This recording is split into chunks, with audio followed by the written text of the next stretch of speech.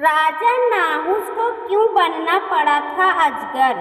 एक बार जब इंद्र की शक्ति चली गई थी तो पृथ्वी लोक के एक वीर और प्रतापी राजा को स्वर्ग के सिंहासन पर बैठाया गया था।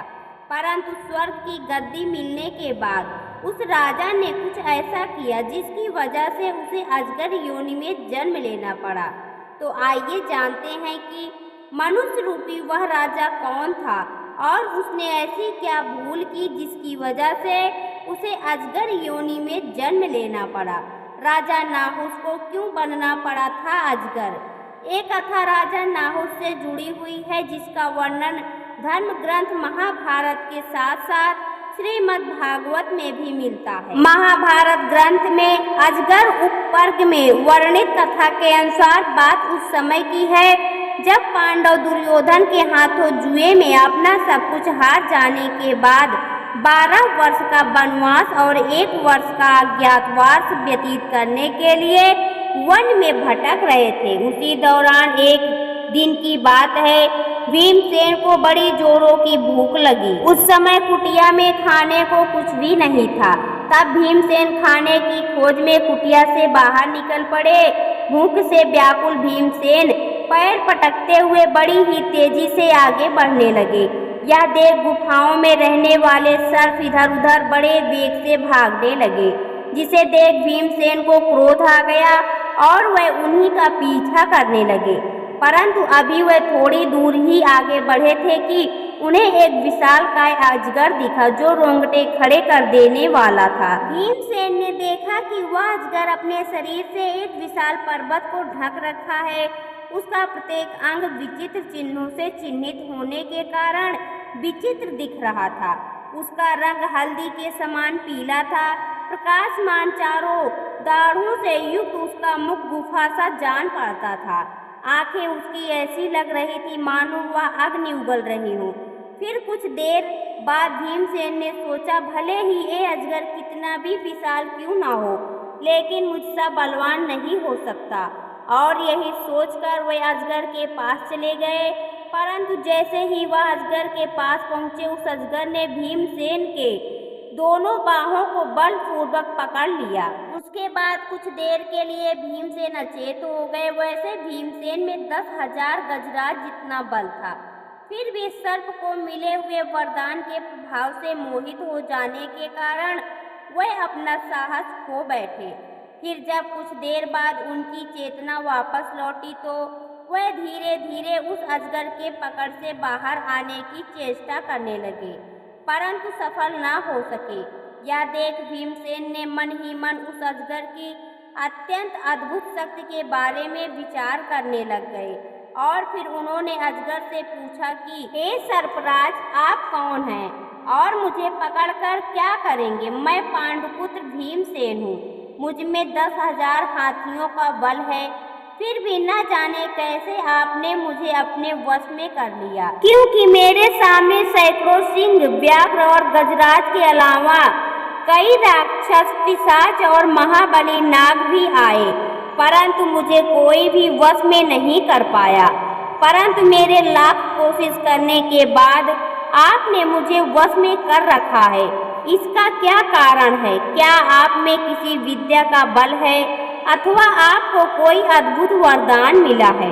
यह सुनकर उस अजगर ने अपने विशाल शरीर से जकड़कर भीमसेन को चारों ओर से लपेटते हुए कहा कि हे महाबाहु, मैं दीर्घकाल से भूखा बैठा था।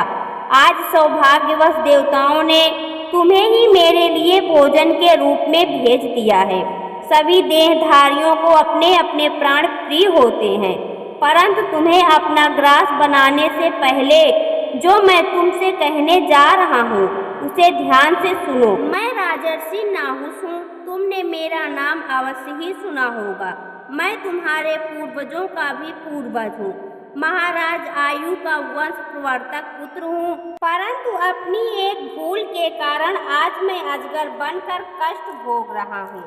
यह सुन भीमसेन ने फिर उस अजगर से पूछा कि हे भुजंग, आपने ऐसी कौन सी भूल की थी जिसकी वजह से आपको अजगर योनि में जन्म लेना पड़ा? भीमसेन के मुख से ऐसी बातें सुनकर वह अजगर द्रवित हो उठा उसके आंखों से आंसू बहने लगे। फिर उसने भीमसेन से कहा, हे पांडुपुत्र भीमसेन, मैंने जो कर्म किया था उसके लिए मुझे ये सजा तो मिलनी ही थी। अब मैं तुम्हें वह बताने जा रहा हूँ जिसकी वजह से मैं अजगर बन गया था। बात उस समय की है जब एक बार महर्षि दुर्वासा किसी काम से देवराज इंद्र के दरबार में पहुँचे, परंतु देवराज इंद्र ने उनका यथोचित सत्कार नहीं किया। यह देख ऋषि दुर्वासा क्रोधित हो उठे और उन्होंने देवराज को बलहीन होने का श्राप दे दिया। उधर जब यह बात दैत्यों को पता चली तो उन्होंने स्वर्ग पर आक्रमण कर उत्पात मचाना शुरू कर दिया। यह देख इंद्र कहीं जाकर छिप गए। इस पर दैत्यों का साहस और बढ़ गया और रोज स्वर्ग पर अलग अलग तरह से हमले होने लगे। तब स्वर्ग के अन्य सभी देवताओं ने सप्त ऋषियों की सलाह से राजा नाहुस अर्थात मुझको स्वर्ग का राजा बना दिया। उस समय धरती पर मैं ही सबसे वीर और प्रतापी राजा हुआ करता था। फिर कुछ दिन मैंने दैत्यों से युद्ध किया जिसमें उनकी हार हुई। उसके बाद दैत्य शांत बैठ गए और स्वर्ग में शांति हो गई। लेकिन स्वर्ग का राजपद और इंद्र का आसन मिलने के कुछ ही दिनों में मुझ पर सत्ता और शक्ति का नशा छा गया। मैं मनमानियों पर उतर आया और इसी मनमानी में मैंने एक दिन देवराज इंद्र की पत्नी सची को अपने सामने पेश होने का फरमान सुना दिया। उस समय मुझे यह लग रहा था कि जब इंद्र का आसन और उसकी शक्तियाँ मेरे पास हैं तो इंद्र की पत्नी सची मुझे अपना पति स्वीकार कर ले, परंतु सची ने मना कर दिया। उसके बाद मैं उसे तरह तरह से परेशान करने लगा।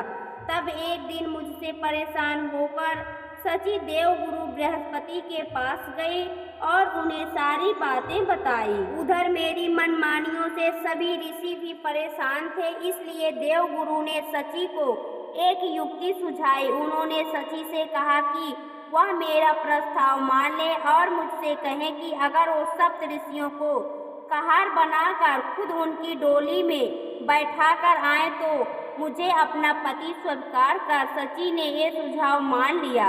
उसने मुझ तक अपनी इस शर्त का संदेश भिजवा दिया। इधर सची का संदेश पाकर मैं खुश हो गया और मैंने सप्त ऋषियों को डोली उठाने का आदेश दिया। मजबूरी में ऋषियों को मेरी बात माननी पड़ी, लेकिन वृद्ध होने के कारण वह तेज नहीं चल पा रहे थे, तो मैंने डोली उठाकर आगे चल रहे अगस्त ऋषि को लात मारते हुए तेज चलने को कहा। इस पर ऋषियों के शब्द का बांध टूट गया। फिर उन्होंने मुझे डोली से गिराते हुए तुरंत अजगर बन जाने का श्राप दे दिया। उसके बाद धरती पर गिरा। मैं अजगर बन गया और अपने किए पर पछताने लगा। फिर जब मैं इंद्र के सिंहासन से भ्रष्ट हो शीघ्रता पूर्वक श्रेष्ठ विमान से नीचे गिरने लगा, उस समय मैंने मुनि श्रेष्ठ भगवान अगस्त से प्रार्थना की कि प्रभु मेरे श्राप का अंत नियत कर दीजिए। उस समय उन तेजस्वी महर्षि ने दया से द्रवित होकर मुझसे कहा, राजन, कुछ काल के पश्चात तुम इस श्राप से मुक्त हो जाओगे।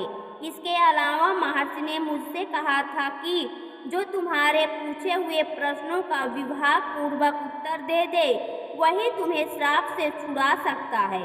राजन, जिसे तुम पकड़ लोगे वह बलवान से बलवान प्राणी क्यों ना हो, उसका भी धैर्य टूट जाएगा, एवं तुमसे अधिक शक्तिशाली पुरुष क्यों ना हो, सबका साहस शीघ्र ही खो जाएगा। तत्पश्चात वह सारे महर्षि अंतर ध्यान हो गए। इस प्रकार मैं अत्यंत दुष्कर्मी होने के कारण इस अपवित्र नरक में निवास करता हूँ। यह सन महाबाहु भीम ने उस समय अजगर से कहा, हे महासर्प, न तो मैं आप पर क्रोध करता हूँ और न ही अपनी निंदा करता हूँ, और जहाँ तक आपके प्रश्नों के उत्तर देने की बात है तो वह मेरे ज्येष्ठ भ्राता युधिष्ठिर ही दे सकते हैं, और तभी आपको इस योनि से मुक्ति मिल सकती है। यह सुन उस अजगर ने भीमसेन को छोड़ने का निश्चय किया और फिर युधिष्ठिर उस अजगर के पास आए और उसके प्रश्नों का सही सही उत्तर दिया। लेकिन अजगर रूपी राजा नाहुस ने युधिष्ठिर से कौन कौन से प्रश्न पूछे और युधिष्ठिर ने उन प्रश्नों के क्या उत्तर दिए, हम आपको इसके बारे में फिर कभी बताएंगे। तो दोस्तों, आपको यह कथा कैसी लगी कमेंट बॉक्स में ज़रूर बताएं। वीडियो को लाइक करें, शेयर करें और हमारे चैनल को सब्सक्राइब करना ना भूलें। वीडियो देखने के लिए आपका बहुत बहुत धन्यवाद।